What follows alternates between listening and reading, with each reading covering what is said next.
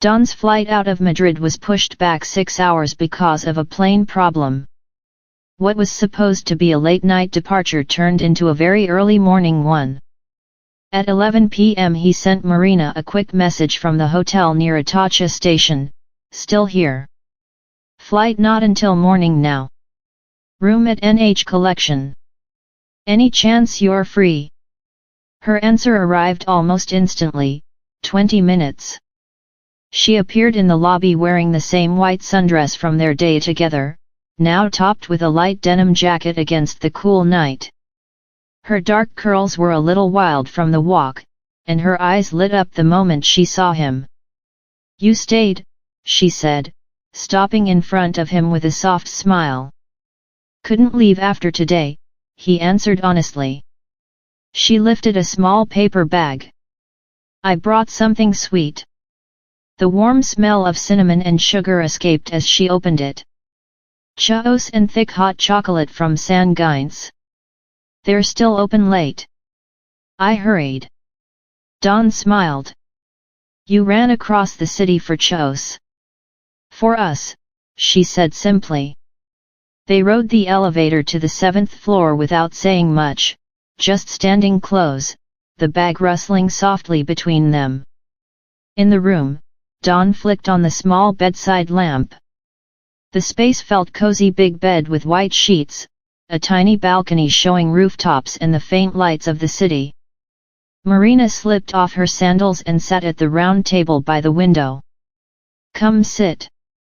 She unpacked everything, 2 cups of steaming hot chocolate and a generous pile of golden churros dusted with sugar. She handed him one, dipped hers, and took a bite. Don tried one.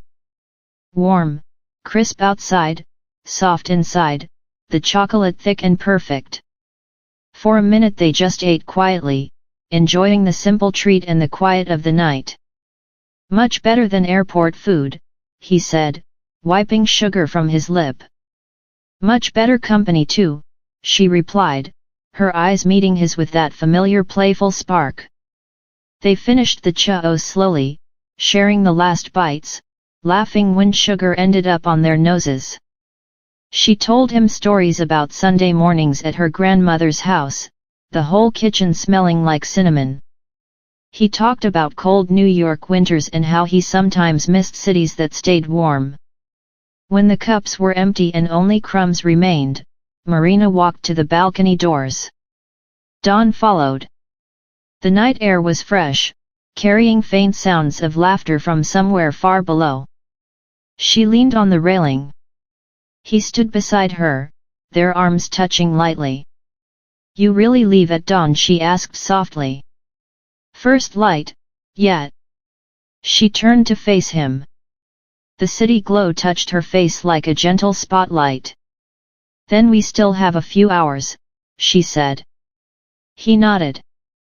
She stepped closer and wrapped her arms around his waist, resting her head against his chest.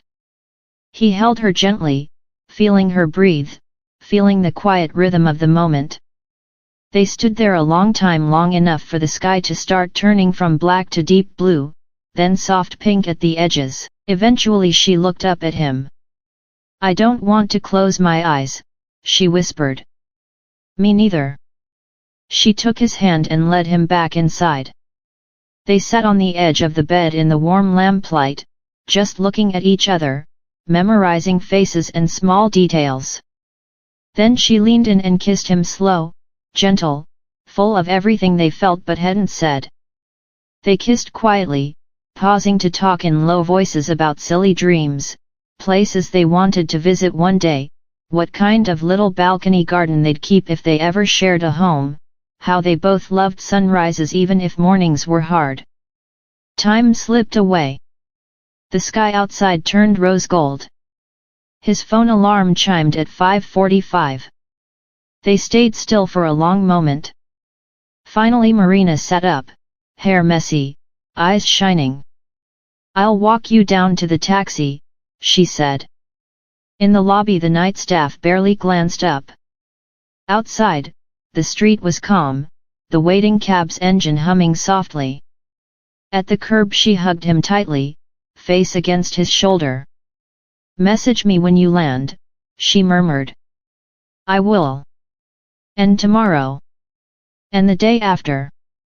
Every single day," he promised. She stepped back, gave him one last look, those warm, bright eyes holding everything they'd shared in one short night. "Hasta luego, Don. Hasta luego, Marina." He got into the taxi. She stayed on the sidewalk until the car turned the corner and disappeared. As Madrid rolled by quiet streets, early lights coming on in windows, Don opened his phone. A new message from her waited: "Next time bring comfortable shoes. And we'll have breakfast together." He typed back with a smile, "Next time I'll bring the chos." The taxi headed toward the airport. 7 minutes earlier he'd still been holding her. 7 minutes from now he'd be checking in. But the taste of cinnamon, the warmth of her hug, and the quiet promise of next time would travel with him all the way home. And far beyond.